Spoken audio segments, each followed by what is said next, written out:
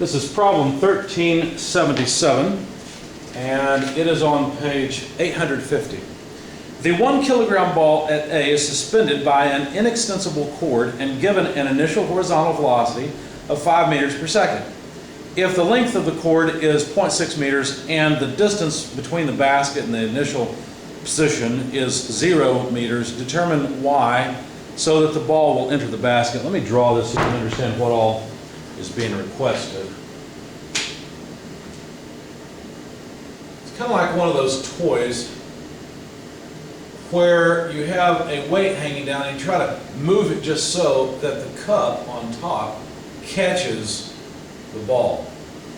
Okay? So the idea is that you swing it, and of course it will move out, being constrained by the string.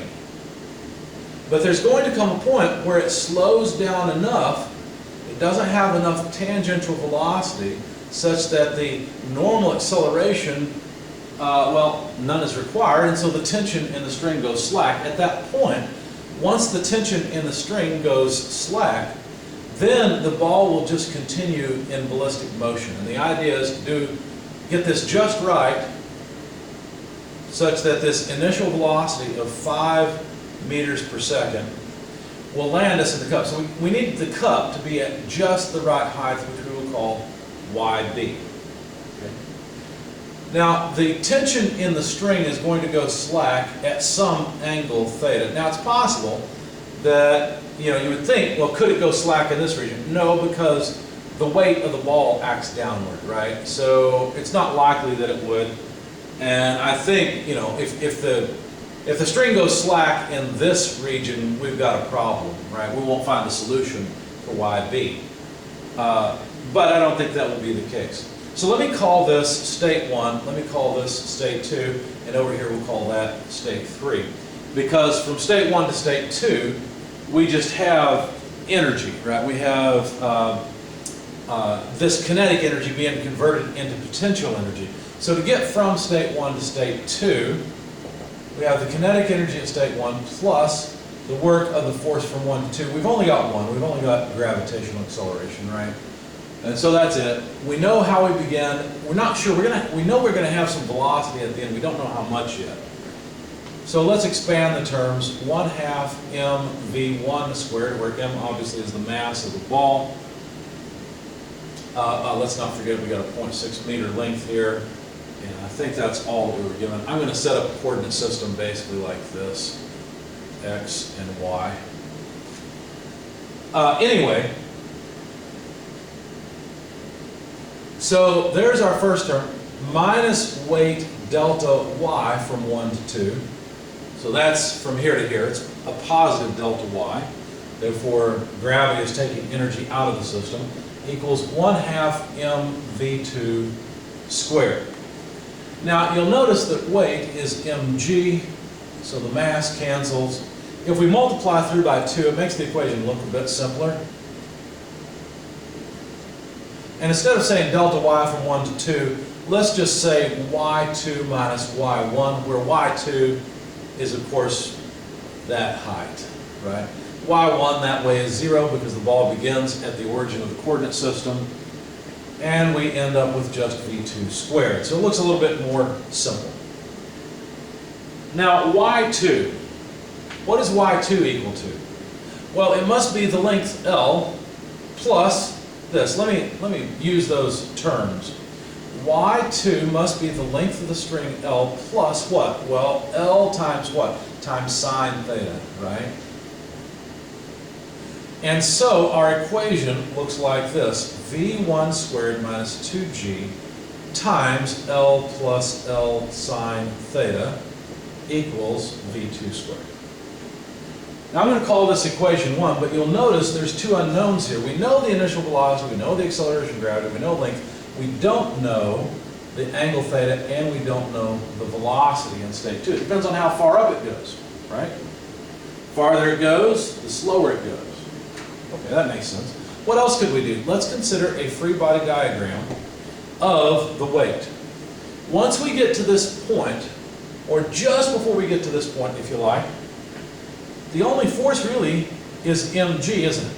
That's the only force, because at this point, the string has just gone slack. Let me make the kinetic diagram, though, a bit creatively. Instead of just saying, well, the kinetic diagram, I'm going to write M-A-Y. What if I consider a tangential normal coordinate system? Well, then I would have some mass times normal acceleration and mass times tangential acceleration. So I could actually sum forces, and understand this angle here is still just theta. So I could actually sum forces in the normal direction as mg sine theta. Notice what I'm doing here. I'm breaking up the weight into components. So I need this component of the weight. The angle theta is down here, so it's mg sine theta. That's the only force acting in the normal direction. Equals mass times normal acceleration, MAN. But the mass times normal acceleration would just be the square of the velocity times length, or over length, right? That's it, because the radius of curvature is still the length of the string. It's still moving along that path with that radius L. So if we cancel the mass through, we'll find we've got g sine theta equals v2 squared over L. Okay? So that means that v2 squared must be gl sine theta, right? So going back to equation 1, v2 squared is just gl sine theta. This should allow me to ask the question, what is theta? Because now that's the only unknown in the equation. So let's get rid of our free body diagram and kinetic diagram. Our whole point was just to discover this fact. And let's see what happens. v1 squared minus 2gl, expanding it, minus 2gl sine theta equals gl sine theta. Well, I see 2gl sine theta and another gl sine theta. So when I pull this to the other side, I've got 3 of them. Or let's do it this way. v1 squared equals, let's take all of this to the other side instead. As a matter of, yeah, let's take it all to the other side. So we have gl, and from this term we'd have a 2, because we move it to the other side, so it becomes positive. And then we'd have plus what? Well, if we move this to the other side, we're going to have 1, 2, 3 gl sine thetas, right? So that would be 3 sine theta, and we'd be done, because we got our 3 gl sine theta to represent all of the terms. Okay. Well, then I realized I've kind of gone the wrong way. I should probably have divided by gl. That equals 2 plus 3 sine theta. And then if what I want is theta, I'll solve for sine of theta. And so all that is v1 squared over gl minus 2, all divided by 3. Or if you like, multiplied by 1/3. That's how I did it in my solution. So we've got what? 5 meters per second quantity squared over 9.81 meters per second squared. L is just 0.6 meters minus 2 times 1/3. And therefore, when we take the inverse sine of this, basically, I went ahead and said the sine of this then must be about 0.7491. That's what this whole mess comes out to. And from that, I get an angle theta, once you take the inverse sine of this number, of 48.51 degrees or so. Okay. So now I've got the angle of the string when it goes slack, basically. So now I can calculate the velocity in state 2, because remember, I still have that v2 is gl sine theta. So let's do that next. We're finished with our energy balance, because now from here it's just ballistic motion. So the square of the velocity in state 2 would be 9.81 meters per second squared, multiplied by a length of 0.6 meters times sine of theta. But sine of theta, in fact, it's worth knowing, sine of theta is 0.7491 or so, okay? And so this gives me then a velocity. I ended up with the square of the velocity. We don't really care about that. You'll take the square root and find that the velocity in state 2 is about 2.0998 meters per second. The author of the problem was probably going for 2.1 meters per second or something decent, but there we go. Anyway, so the velocity in the x direction, the horizontal component of that velocity, well, the velocity is going like this, right? That's v2. The angle, theta, is right in there. So if I want the x component, then it's going to be v2 multiplied by sine theta. We've already got sine theta. It's 0.7491 times 2.0998. That comes out to about 1.5730 meters per second. That's to the left, okay? While I'm at it, I might as well get the velocity at 2 in the y direction. Well, that would just be v2 cos theta. We do have theta, so you can take cosine of 48.51, multiply that by 2.0998. I'll just write the result. It comes out to about 1.3911 meters per second. And now we've got the velocity of the ball, and we just need to space the basket up so that it catches the ball once the ball moves to the left by whatever the distance is from here to here, right? That's the distance that the ball has to move in the horizontal direction. Now understand that in the horizontal direction, the velocity is going to be constant. It's in the vertical direction that it will decrease, decrease, decrease, and then start to increase downward because of gravitational acceleration. So now we just have ballistic motion. In fact, calculating that distance d that the ball has to travel in the x direction, that's just L cos theta, right? Because this length is the length of the string. And if you do the math, L is 0.6 meters, cos theta, we've got theta, it's 48.51 degrees. You get about 0.3975 meters for distance d. While I was at it, I thought, you know, I'd like to know the height of this triangle. I called that h, and so I calculated it as L sine theta. Of course, L is 0.6 meters, sine theta is 0.7491. This comes out to about 0.4495 meters. Okay?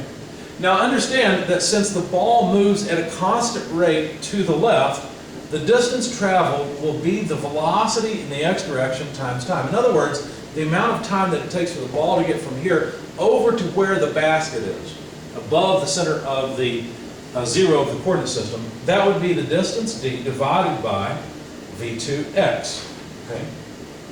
Now, I went ahead and also said, you know, I want to know how much more distance is required to get to the basket. I just called that YE for Y extra. So YB will just be Y extra plus H when I'm done. Okay? So YE should be equal to, I'm going to take my reference here now. I'm just dealing with ballistic motion in the vertical direction. So I'm going to just start from here and write plus V2YT minus 1/2 GT squared. See what I'm doing? I'm just writing down the equation for position versus time under gravitational acceleration. Okay? And I just want to start here at 2. So you can call that Y2 if you like, whatever. For me, it was just easier to think of it as a new reference of 0, and we'll deal with the differences later. Okay? But notice that we know how much time it takes. As a matter of fact, it takes time d over v2x minus 1/2, 9.81 meters per second squared, d over v2x squared, right? Well, let me leave this as g, actually. Okay? And so, what you might notice is that v2y is just v2 cos theta, v2x is just v2 sine theta. We continue minus 1/2, or basically g over 2 times d over v2x squared. And I think we're at the point now where we can plug in numbers, because notice that the V2 cancels, and this is the same thing as 1 over tangent, isn't it? Go back up here and continue. I don't think we need V2. We just need V2x and y. So 0, or ye is 1 over tangent, or basically d over tangent, and we know what d is, 0.3975 meters, divided by the tangent of 48.51 degrees, minus g, 9.81 meters per second squared, over 2, times, we've got d, 0.3975 meters, divided by V2x, and V2x is 1.5730 meters per second quantity squared. So you see what we have is just seconds squared, which cancels with those, so we're getting just distance out of this whole thing. And that number comes out to about 0.0383 meters. So the distance from here to here is 0.383 meters. If we add that to h, which we have, we should get yb. In other words, the thing where we're asked to find yb